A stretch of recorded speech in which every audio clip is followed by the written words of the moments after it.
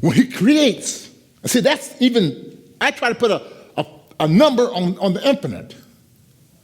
When God creates, he brings one piece into play.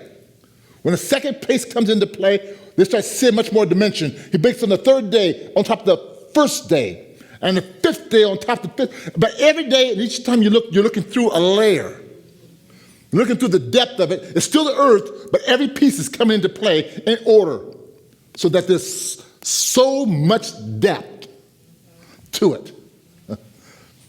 That whole principle says that when he started building the earth on creation, he put forth a plan that was unreal. He didn't just design it and throw it out and say, there it is. He spoke each day, pulled the elements away, spoke into the water, spoke into the heavens. Everything was laying. It's a principle of this multidimensional mind of God. That same principle holds true with his covenants.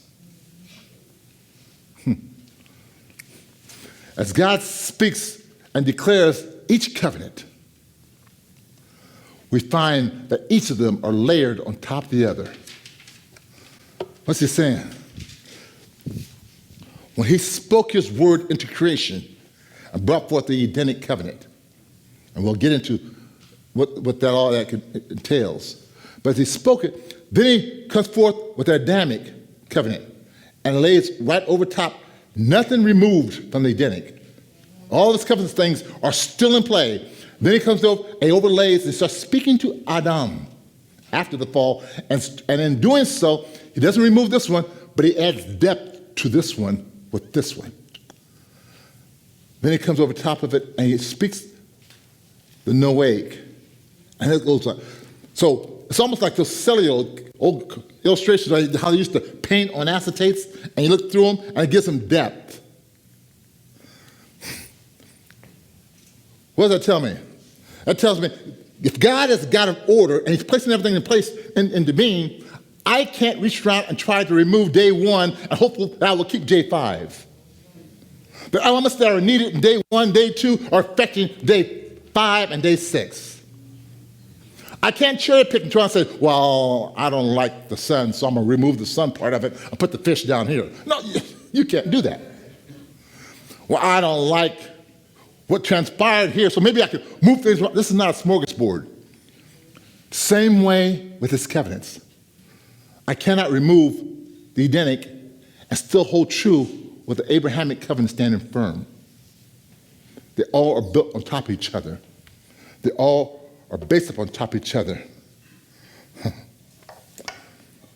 As a sneak peek, what I just said was,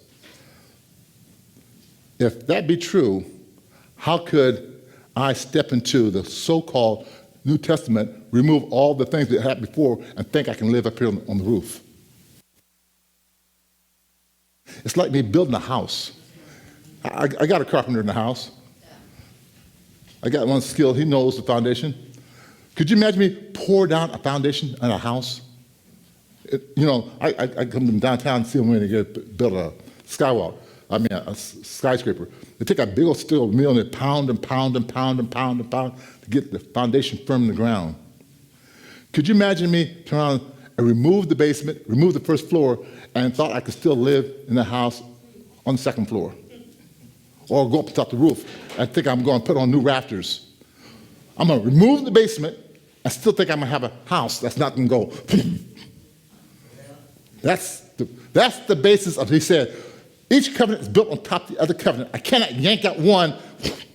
You can't separate. They're built on top of each other.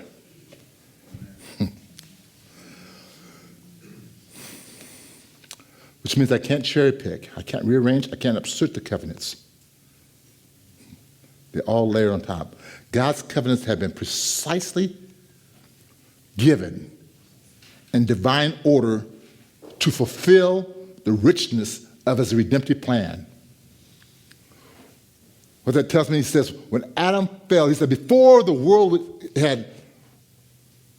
began, he already knew about the fall.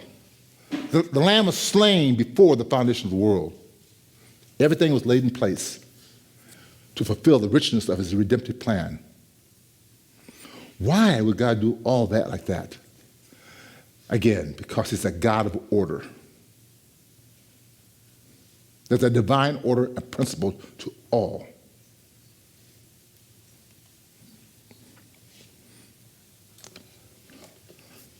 Let me just show this one more time. The principle of divine order.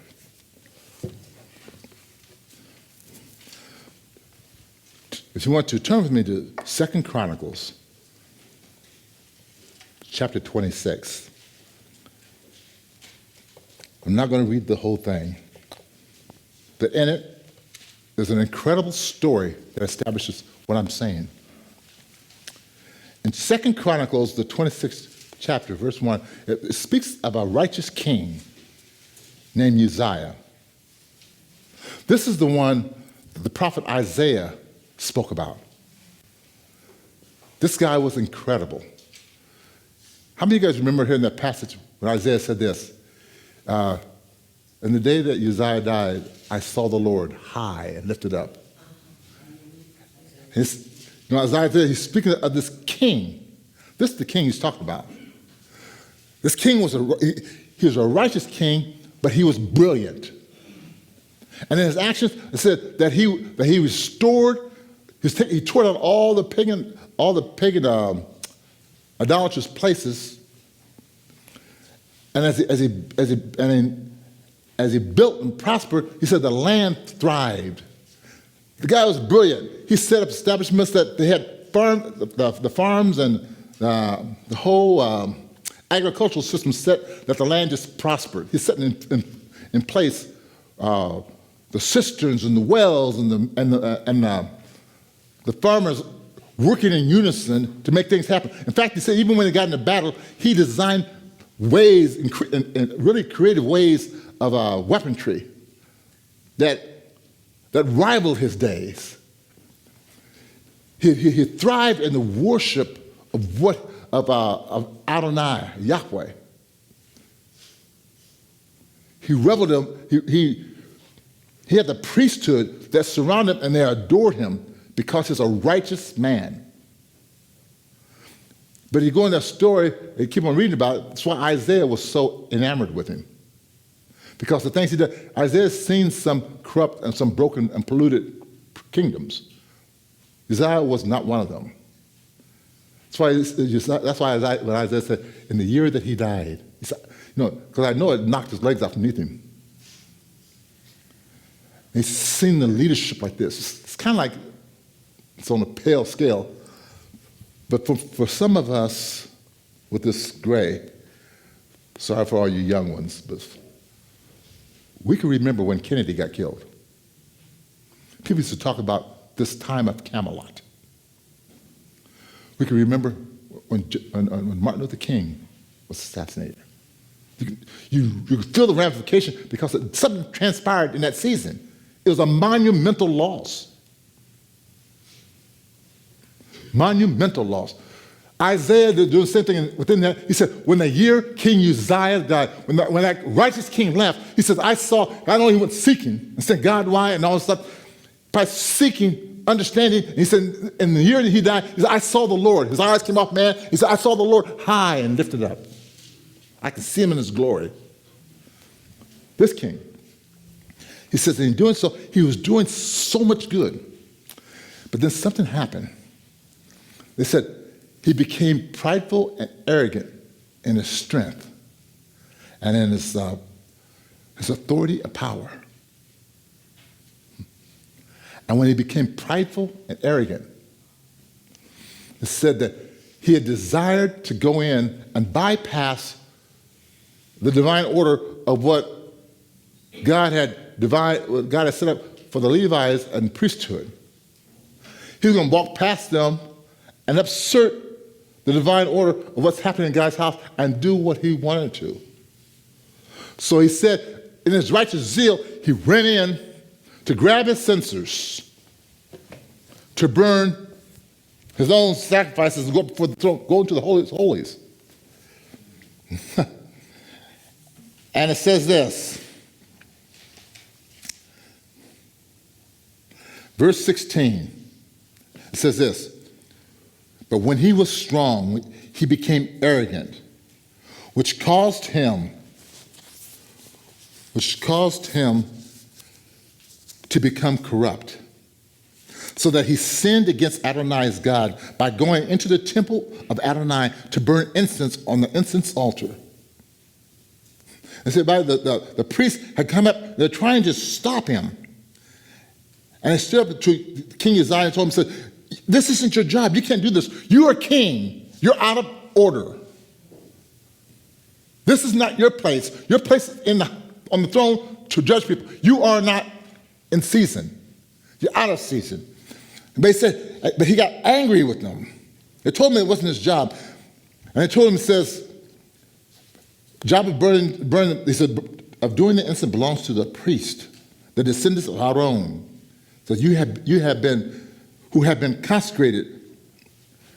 And asked them to get out of the sanctuary. See, because even the priests don't just run up in there. There's a means and methodology in order to have holy worship that they go through just to present themselves within the house.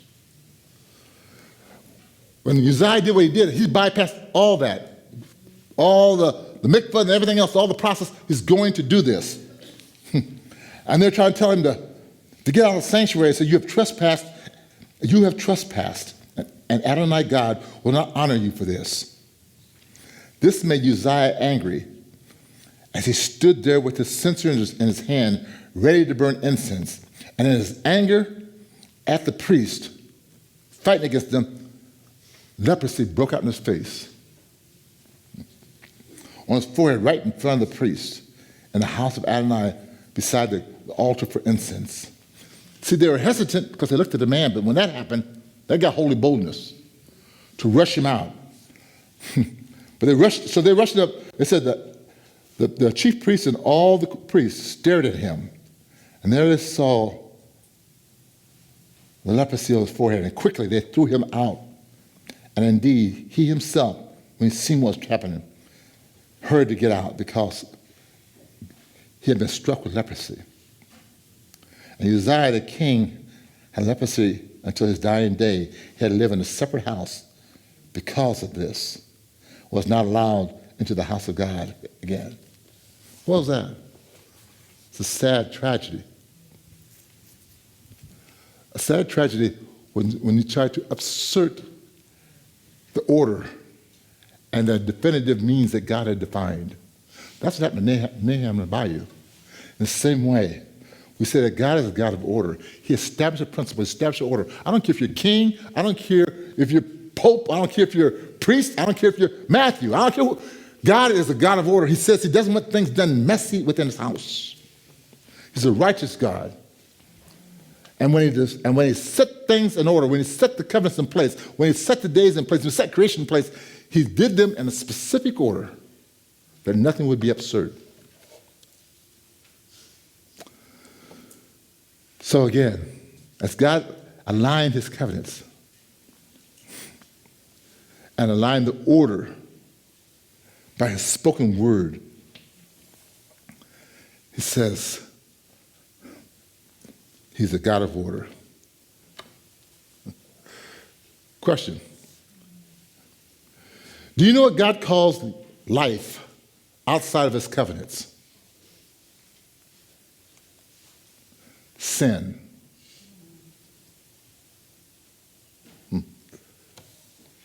Or better still, do you know what God calls life inside his covenants? Blessings. God says, as you stand before us, he says, I set before you life and death. I ask that you choose life. We are undertaking, or we're entering into the study of the covenants of God. And we want to understand, as we go through the process, as we go through the in-depth study at each of the covenants, we'll come to realize that God is a God of order. He's a God of faithfulness. And he's a God who has a plan. As we go through the study and we start seeing more as we go into further into our study, we'll understand when I say that These covenants hold the parameters and the basis for how God interacts with man. They establish how he disperses and dispenses his will, his favor, his grace over lives. This I get excited about, because what they'll do, they'll end up answering a lot of those questions when you look up and say, why did he do this? Or what's making him do this? Or why are we doing this? It's a pattern that God put forth to the nation. And he set them as a light to a world that's lost. I see us, as Paul says, I think it's in the book of Galatians. I think it's in the book of Galatians when he tries to says, you who were once afar off, you were without God, which is what we were. He's talking about we. As Gentiles. He said, you were once, he said, without the redemptive work of Yeshua, HaMashiach, without the redemptive work of Christ, he said, you who were once afar off, outside of covenant, he said, without hope, lost. But by the precious blood, he's brought you into the eternal covenants. He said, you've been grafted in to his eternal plan that we may experience life and that more abundantly. It's in the study of covenants that we'll understand as to what Paul was talking about when he walked up to the hill. He says, I see that you guys are very superstitious. You got things marked for every God. He said, but then you got something here for the unknown God. Let me tell you about that God. That's what God has wanted us to see as we step further into our study, to understand his mind, his will, and his direction. Now that we've been brought near, to understand what he will have us to be, to do, and let us understand the preciousness of what we've been grafted into.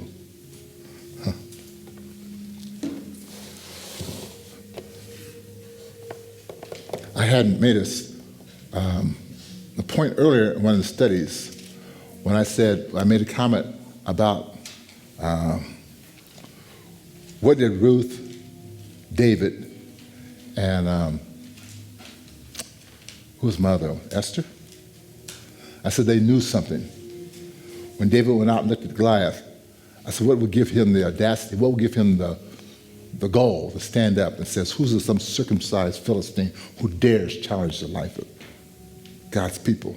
I said, what would give him that audacity? What will give him that, what do they call it? Chutzpah? He said, what will give him that? The answer comes in and said, because he knew something. He understood his rights. He understood the covenant. He understood exactly his parameters, what he could and could not do.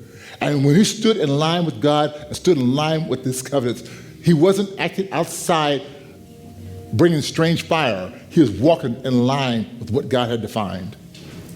And with the knowledge and understanding of what God would have for him, operating within parameters that has been defined for him, he stood right before that giant, and Tron says, when that giant looked at him and Tron said, I'm going to cut off your head, David looked up to you and said, you come at me with a sword and a spear. The only thing he says, what did he tell him? I'm coming at you. Well, he just said, I'm coming at you in God's covenant. He made it real. I'm coming at you by his word. And today I'm going to feed you to the birds. So in that, he can speak as a 16, 17-year-old shepherd to a Philistine, because he says, I know my rights and I know my God. I'm standing right in the sphere of protection. God's going to hand you to me today because you're out of order. You're out of sync. You're uncircumcised. You're not in covenant. How dare you speak? That's how come we stand in a capacity when you look, and sometimes you get that righteous indignation. Enemy come up inside your home, try to come inside your school, trying to bring some ugliness, and you look up and say, I rebuke you in the name of the Lord. This is my house. I am in dominion. This is my domain. God has given me stewardship over this place. He's equipped me with the knowledge to know who he is and who you are. You're out of order. You have no place in this home. That mindset is what God is looking for us as we walk in more of a clear understanding of covenant. To know, God, what did you give me in Eden? God, when you spoke through Adam, and I am a seed of Adam, what are my rights? What did you tell me? How do I rule? What authority do I have? And then when you took me and let me stand underneath the Noah covenant, what did you tell Noah? That equips me for today.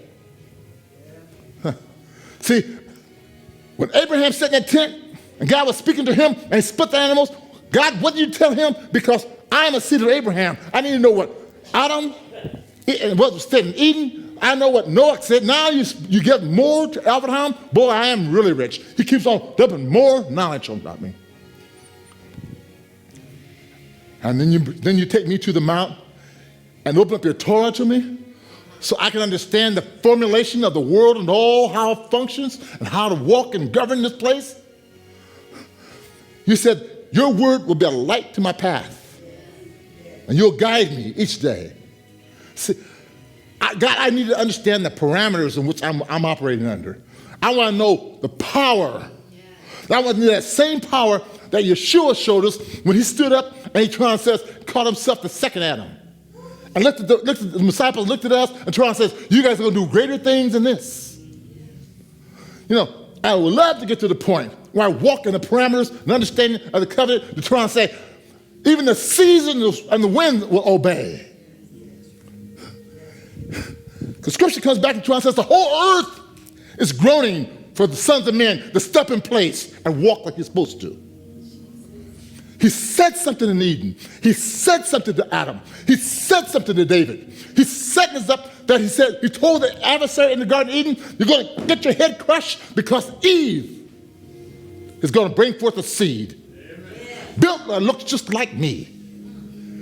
I spoke to them at the beginning, before the fall, and I gave them the parameters and the dimensions from which they could operate from.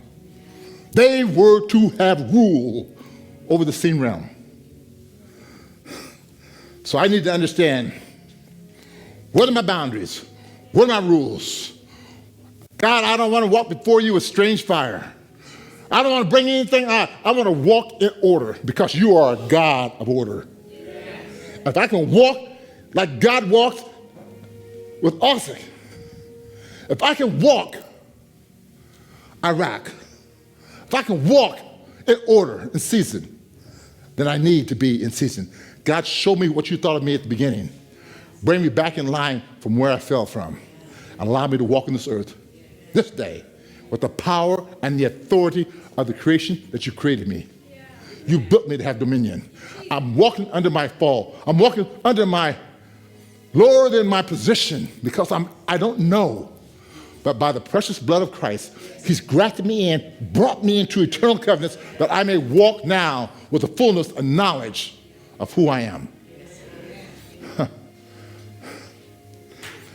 He gave a sneak preview.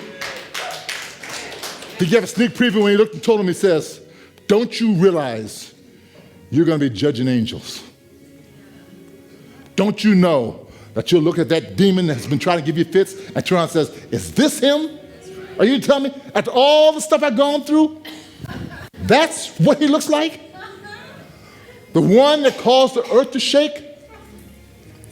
Let's make it real today. Are you telling me that was behind ISIS? Are you telling me this is behind all the pornography and all the stuff that's been tearing up homes and tearing up people? You know, I'm looking at the big boogeyman. You tell me that's what he looked like? God says you're going to be judging angels. So, God, I pray for insight and knowledge into the revelation of the covenants of God. God, I want to understand your covenants because I want to walk in power.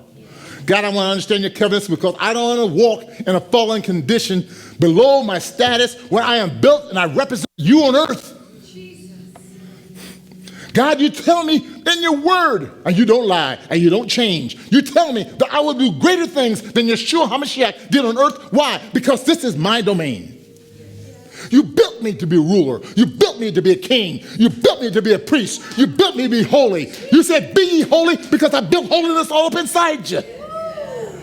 He said, you have the capacities. He said, I'm not asking anything more that you're not capable of doing. Only thing I'm doing, I'm demanding from what's inside you. Wow.